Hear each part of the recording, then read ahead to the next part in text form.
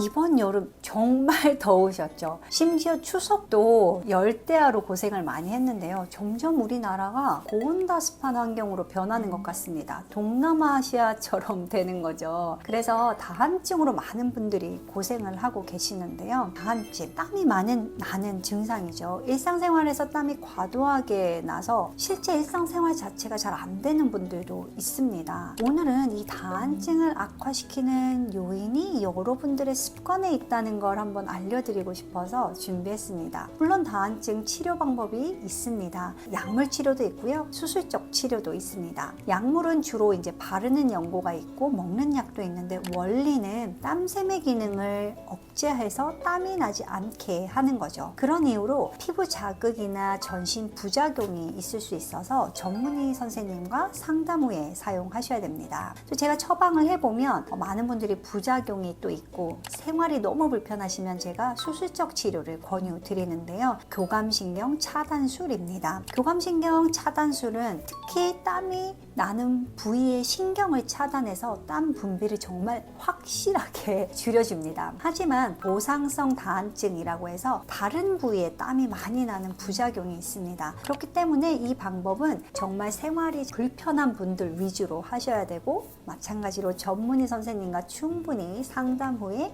결정하셔야 됩니다. 하지만 이런 치료 방법이 근본적인 해결은 아닙니다. 여러분들이 결국 근본적인 해결을 하실 수 있는데요. 일상에서 우리가 무심코 하는 행동들이 사실 다한증을 악화시키고 있기 때문에 이걸 잘 이해하시고 관리하는 게 중요합니다. 8가지 습관이 있어요. 하나씩 말씀드려보겠습니다. 첫 번째는 어쩔 수 없는 건데 고온다습한 우리 한국의 환경입니다. 고온다습한 환경, 심지어 더 심해지고 있죠. 여름은 점점 더워지고 점점 습해지고 그래서 다한증의 소인을 갖고 있는 분들이 이 증상을 더 심하게 느끼고 있습니다. 고온다습한 환경에서는 몸이 체온을 조절하려고 더 많은 땀을 분비하게 됩니다. 특히 더운 날씨에 습도까지 높으면 땀샘이 더욱 활발해져서 다한증이 악화될 수 있죠. 그래서 실내 온도와 습도를 적절하게 유지하는 것이 중요합니다. 두 번째는 술이에요. 술은 사실 가장 중요하고 가장 흔한 원인입니다. 알코올은 혈관을 확장시키고 체온을 높이고 땀 분비를 촉진합니다. 그래서 여러분들 이런 상황에서 술을 드시고 고온다습한 환경, 그러니까 사우나에 가신다? 그러면 다한증은 정말 점점 심해지시는 거예요. 세 번째는 운동이나 활동을 하시고 땀이 났는데 씻지 않고 주무시는 거예요. 특히 이제 운동을 하시고 바로 씻으면 너무 좋은데 씻지 않고 이제 술을 드시죠. 아니면 뭘 드시러 가죠. 그리고 거기서 막 놀다 보면 이 시간이 지체가 됩니다. 운동 후에 땀을 방치하시게 되면 땀샘이 자극이 되고 더 많은 땀을 나중에 흘리게 돼요. 제일 최악은 술을 드시고 집에 와서 씻지 않고 자는 거죠. 그러면 술 때문에도 땀샘이 악화가 되고 체온이 올라가고 땀이 났는데 씻지도 않고 주무시니까 이 다한증이 점점 심해집니다. 네 번째는 매운 음식입니다. 요즘 우리나라 매운 음식 먹는 연령대가 더 어려지고 매운 강도도 점점 심해지고 그런데 이 매운 음식은 위에만 부담이 되는 게 아니라 땀샘에도 부담이 됩니다. 체온을 높이고 몸에서 열을 많이 만들기 때문에 땀샘을 자극하게 되고